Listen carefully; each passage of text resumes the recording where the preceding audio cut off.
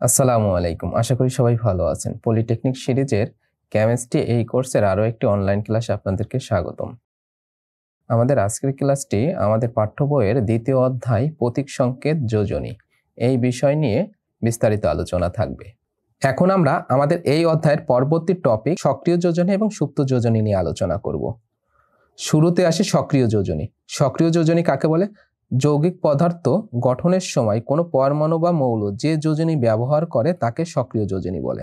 অর্থাৎ যৌগ গঠনের ক্ষেত্রে কোনো একটি মৌলিক পদার্থ তা যে যোজনী ব্যবহার করে সেই যোজনীটাই হচ্ছে ওই মৌলিক পদার্থের সক্রিয় যোজনী। আর সুপ্ত যোজনী কাকে বলে? সুপ্ত যোজনী হচ্ছে কোনো মৌলিক পদার্থের কোনো একটি পরমাণু সর্বোচ্চ যে যোজনী থাকে ওই যোজনী থেকে ব্যবহৃত যোজনী বা সক্রিয় যোজনী বাদ দিলে যে যোজনী পাওয়া যায় তাকে সুপ্ত যোজনী বলে। যে সকল মৌলিক পদার্থের যোজনী পরিবর্তনশীল অর্থাৎ একের অধিক যোজনী সেই সকল মৌলিক পদার্থ তারা কি করে এই সক্রিয় যোজনী অথবা সুপ্ত যোজনী পাওয়া যায় তাদের মধ্য থেকে। যেমন কার্বন, কার্বনের যোজনী কত? 2-4। যেমন আমরা যদি কার্বন যৌগের উদাহরণ দিই, কার্বনের একটি যৌগ হচ্ছে কি কার্বন ডাই অক্সাইড, আরেকটি যৌগ হচ্ছে কি কার্বন মনোঅক্সাইড CO। এই কার্বন ডাই অক্সাইডের কার্বনের যোজনী হচ্ছে কত? 4 এবং কার্বন মনোঅক্সাইডের ভিতর কার্বনের যোজনী হচ্ছে কত? 2। এই কার্বন ডাই অক্সাইডে যোজনী ব্যবহার হয়েছে কত? 4 এবং কার্বন মনোঅক্সাইডে যোজনী ব্যবহার হয়েছে 2। এখন এই কার্বন মনোঅক্সাইডের ক্ষেত্রে যদি আমরা সুপ্ত যোজনী বের করি তাহলে কি করব? আমরা সর্বোচ্চ যোজনী থেকে অর্থাৎ কার্বনের সর্বোচ্চ যোজনী আমরা জানি 4 এবং ব্যবহৃত যোজনী কত? 2। এই 4 থেকে 2 বিয়োগ দিলে আমরা সুপ্ত যোজনী কত পাবো? 2 পাবো। এভাবে আমরা বের করব সুপ্ত যোজনী। তাহলে সক্রিয় যোজনী এবং সুপ্ত যোজনীর উদাহরণের ক্ষেত্রে আপনারা কার্বন ডাই অক্সাইড এবং কার্বন মনোঅক্সাইড এই উদাহরণটা দিতে পারেন। এখন কার্বন ডাই অক্সাইডের যোজনী, যে এখানে কার্বনের যোজনী 4 এবং কার্বন মনোঅক্সাইডে কার্বনের যোজনী 2 কিভাবে হলো আমরা এটি একটু দেখব। যেমন কার্বন ডাই অক্সাইড, এই কার্বন ডাই অক্সাইডে কার্বনের যোজনী আমরা জানি না, তাহলে ধরি কার্বন এর যোজনী = X। তাহলে কার্বনের যোজনী হচ্ছে X। কোনো একটি যৌগিক পদার্থের যোজনী হচ্ছে কত? 0। অর্থাৎ কোনো যৌগিক পদার্থের যোজনী হয় না, মৌলিক পদার্থের যোজনী হয় কিন্তু যৌগিক পদার্থের যোজনী হয় না। তাহলে এই টোটাল, যেহেতু কার্বন ডাই অক্সাইড একটি যৌগিক পদার্থ এই কারণে কার্বন ডাই অক্সাইডের যোজনী কি? 0। তাহলে আমরা লিখবো কার্বনের যোজনী আমরা কত ধরেছি? X ধরেছি। তাহলে X প্লাস অক্সিজেনের যোজনী কত? অক্সিজেনের যোজনী হচ্ছে -2। কেন মাইনাস হলো? এখানে ধাতুর ক্ষেত্রে যোজনীগুলো হচ্ছে পজিটিভ এবং অধাতুর ক্ষেত্রে যোজনীগুলো হবে কি? নেগেটিভ। যেহেতু অক্সিজেন একটি অধাতু এই কারণে -2। অক্সিজেনের ক্ষেত্রে -2 কিন্তু পরমাণু হচ্ছে কয়টি? 2টি। = কত? 0। এখন আমরা যদি সমাধান করি তাহলে X = কত পাবো? 4 পাবো। তাহলে এখানে কার্বনের যোজনী কত? 4। আবার কার্বন মনোঅক্সাইডের কথা যদি চিন্তা করি CO, এখানে কার্বনের যোজনী আমরা ধরে নিই X, তাহলে X প্লাস -2 = কত? 0 বা X = কত? 2। কার্বন মনোঅক্সাইডে কার্বনের যোজনী ব্যবহার হয়েছে কত? 2 এবং কার্বন ডাই অক্সাইডে কার্বনের যোজনী ব্যবহার হয়েছে 4। আমরা এই সক্রিয় যোজনী এবং সুপ্ত যোজনীর এক্সাম্পল দেওয়ার ক্ষেত্রে কার্বন মনোঅক্সাইডের এক্সাম্পলটা দিব। কার্বন মনোঅক্সাইডের ভিতরে কার্বনের যোজনী ব্যবহার হয়েছে কত? 2। অর্থাৎ কার্বন মনোঅক্সাইডের ভিতর কার্বনের সক্রিয় যোজনী হচ্ছে 2। তাহলে সুপ্ত যোজনী কত পাবো? 2 পাবো। সর্বোচ্চ যোজনী যেহেতু কার্বনের 4 থেকে 2 বিয়োগ দিলে 2 পাবো। আশা করি আপনারা সক্রিয় যোজনী এবং সুপ্ত যোজনী বুঝতে পেরেছেন। এখন আমরা দেখব এই অধ্যায় থেকে সেমিস্টার ফাইনাল পরীক্ষার জন্য আমরা কি কি প্রশ্নের উপর প্রিপারেশন নিতে পারি। শুরুতে অতি সংক্ষিপ্ত প্রশ্ন। অতি সংক্ষিপ্ত প্রশ্ন হিসেবে আমাদের থাকতে পারে যে সক্রিয় যোজনী কাকে বলে, অথবা থাকতে পারে সুপ্ত যোজনী কাকে বলে।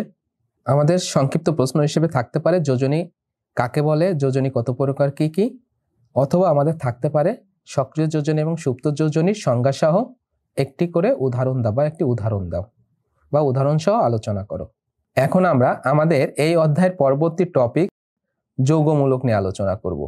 শুরুতে আমরা আয়ন সম্পর্কে আলোচনা করব। আয়ন কাকে বলে? তড়িৎ চার্জযুক্ত পরমাণুকে আয়ন বলে। যেমন হাইড্রোজেন, হাইড্রোজেনের যোজনী হচ্ছে কত? 1। হাইড্রোজেন পজিটিভ আয়ন দেয়। কেন পজিটিভ আয়ন দেয়? হাইড্রোজেন ধাতুর মতো আচরণ করে। এই যে তড়িৎ চার্জযুক্ত, হাইড্রোজেনের তড়িৎ চার্জ কি আছে? পজিটিভ আছে। এটি হচ্ছে আয়ন। আবার ক্লোরিন, ক্লোরিন একটি অধাতু। ক্লোরিনের যোজনী কত? 1। কিন্তু আমাদের নেগেটিভ হওয়ার কারণ কি? ক্লোরিন যেহেতু অধাতু, এই কারণে সে ঋণাত্মক আয়ন দেবে, অর্থাৎ ধাতুগুলো পজিটিভ আয়ন দেবে এবং অধাতুগুলো কি করবে? ঋণাত্মক আয়ন দেবে। এই কারণে ক্লোরিনের ঋণাত্মক আয়ন হয়েছে। আবার যদি অক্সিজেনের কথা চিন্তা করি, অক্সিজেনের যে যোজনী হচ্ছে 2 এবং অক্সিজেন যেহেতু অধাতু, এই কারণে কি হবে? অক্সিজেন ঋণাত্মক আয়ন দেবে, এটি হচ্ছে অক্সিজেনের আয়ন। তাহলে তড়িৎ চার্জযুক্ত পরমাণুকে আয়ন বলা হয়। আবার সোডিয়াম একটি ধাতু, সোডিয়ামের যোজনী হচ্ছে 1, সোডিয়াম পজিটিভ আয়ন দেবে, এটি হচ্ছে সোডিয়াম। আবার অ্যালুমিনিয়াম Al, যেহেতু অ্যালুমিনিয়াম একটি ধাতু, অ্যালুমিনিয়ামের যোজনী হচ্ছে 3, এই কারণে +3 আয়ন দিবে অ্যালুমিনিয়াম। এখন আমরা যৌগমূলক নিয়ে আলোচনা করব। যৌগমূলক কাকে বলে? যৌগমূলক হচ্ছে তড়িৎ চার্জযুক্ত পরমাণু গুচ্ছকে যৌগমূলক বলা হয়। দেখলে মনে হয় যে একটি যৌগিক পদার্থ, কিন্তু আসলে এরা যৌগিক পদার্থ নয়, তারা একটি পরমাণুর মতো আচরণ করে, এই কারণে তাদেরকে নামকরণ করা হয়েছে যৌগমূলক। যেমন অ্যামোনিয়াম, ফসফোনিয়াম, সালফেট, কার্বনেট ইত্যাদি। আমরা আমাদের প্রথম কেমিস্ট্রি ক্লাসের শুরুতে এই যৌগমূলক নিয়ে আলোচনা করেছিলাম। সেখানে আমরা একটা যৌগমূলকের চার্ট দেখেছিলাম, যেখানে আমাদের একযোজী, দ্বিযোজী, ত্রিযোজী এবং চতুর্যোজী কিছু যৌগমূলক ছিল, যেগুলো আপনাদেরকে মুখস্থ করতে বলেছিলাম। সেখানে আমরা পড়েছি যে অ্যামোনিয়াম হচ্ছে কি? একযোজী একটি ধনাত্মক যৌগমূলক, আবার সালফেট হচ্ছে দ্বিযোজী একটি ঋণাত্মক যৌগমূলক। অনুরূপভাবে কার্বনেট CO3 ঋণাত্মক যৌগমূলক, আবার সালফেট SO4 দ্বিযোজী ঋণাত্মক যৌগমূলক ইত্যাদি। এইগুলো হচ্ছে যৌগমূলক। দেখলে মনে হচ্ছে যে অনেকগুলো পরমাণু, কিন্তু আসলে এরা রাসায়নিক বিক্রিয়ায় একটি পরমাণুর মতো আচরণ করে। আশা করি আপনারা আয়ন এবং যৌগমূলক এই বিষয়টা বুঝতে পেরেছেন। এখন আমরা এই টপিকসের আণবিক ভর এবং তুল্য ভর বের করার নিয়ম দেখব, যে কিভাবে আমরা আণবিক ভর এবং তুল্য ভর বের করতে পারি। শুরুতে আমরা তুল্য ভর নিয়ে আলোচনা করব। তুল্য ভর হচ্ছে কোনো একটা মৌলিক পদার্থ বা যৌগিক পদার্থ হতে পারে। মৌলিক পদার্থের তুল্য ভর হচ্ছে, অর্থাৎ যদি এটি মৌলিক পদার্থ হয়, এই মৌলিক পদার্থের তুল্য ভরকে ই দ্বারা প্রকাশ করা হয়, ছোট হাতের ই।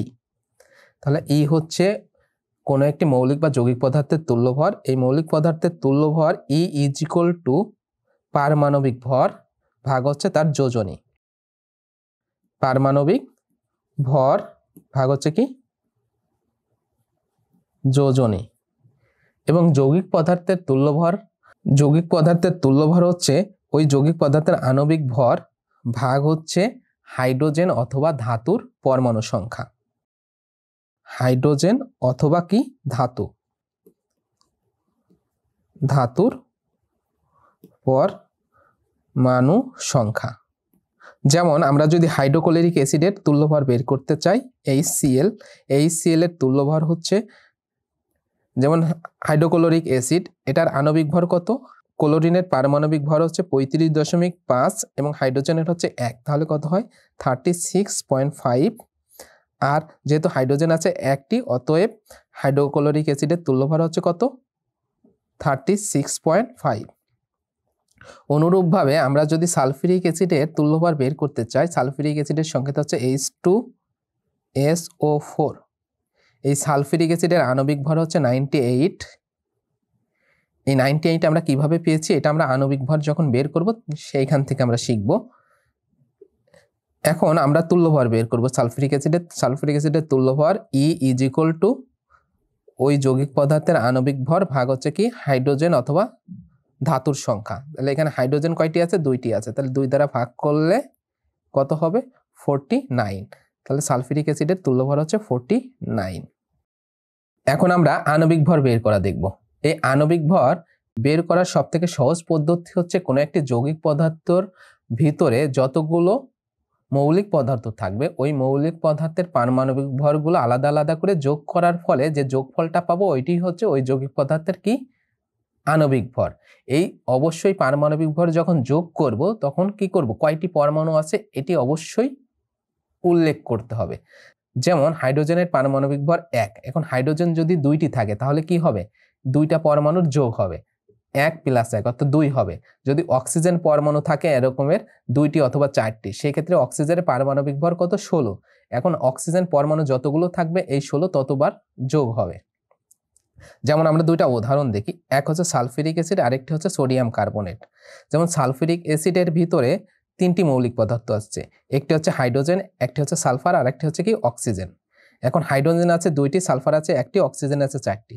হাইড্রোজেন যেহেতু 1টি আছে, হাইড্রোজেনের পারমাণবিক ভর 1 ইন্টু তার পরমাণু সংখ্যা কত 2। এবং সালফার যেহেতু 1টি আছে, সালফারের পারমাণবিক ভর 32। অক্সিজেন যেহেতু কয়টি আছে, 4টি আছে, অক্সিজেনের পারমাণবিক ভর 16 ইন্টু 4 ইকুয়াল টু কত 98। অনুরূপভাবে আমাদের সোডিয়াম কার্বনেটের ক্ষেত্রেও আমাদের অনুরূপভাবে আমরা বের করতে পেরেছি কত 106। আশা করি আপনারা আণবিক ভর বের করতে পারবেন। এখন আমরা আমাদের এই টপিকস থেকে আমাদের সেমিস্টার ফাইনাল পরীক্ষার জন্য গুরুত্বপূর্ণ প্রশ্নগুলো দেখব। শুরুতে আমরা অতি সংক্ষিপ্ত প্রশ্ন দেখব। অতি সংক্ষিপ্ত প্রশ্ন হিসেবে থাকতে পারে সালফিউরিক অ্যাসিড ও সোডিয়াম কার্বনেটের আণবিক ভর বের করো, যেটা আমরা দেখেছি। দেন আমাদের থাকতে পারে আয়ন ও যৌগমূলক কাকে বলে। দেন আমাদের থাকতে পারে সোডিয়াম কার্বনেট এর আণবিক ভর ও তুল্যভর বের করো।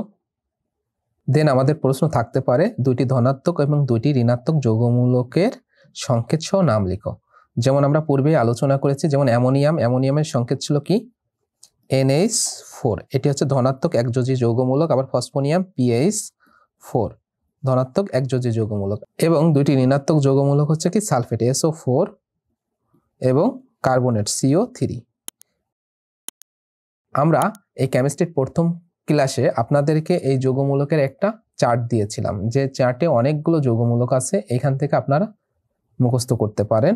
অবশ্যই কেমিস্ট্রি ভালোভাবে বুঝতে হলে আমাদের এই যৌগমূলক মুখস্থ করতেই হবে, এটার কোনো বিকল্প নেই। সো আজকের ক্লাস এখানেই শেষ করছি। সবাইকে ধন্যবাদ। আগামী ক্লাস পর্যন্ত আল্লাহ তাআলা আমাদের সবাইকে সুস্থ সুন্দর রাখুক, এই প্রত্যাশায় এখানেই বিদায় নিচ্ছি। আল্লাহ হাফেজ। আসসালামু আলাইকুম।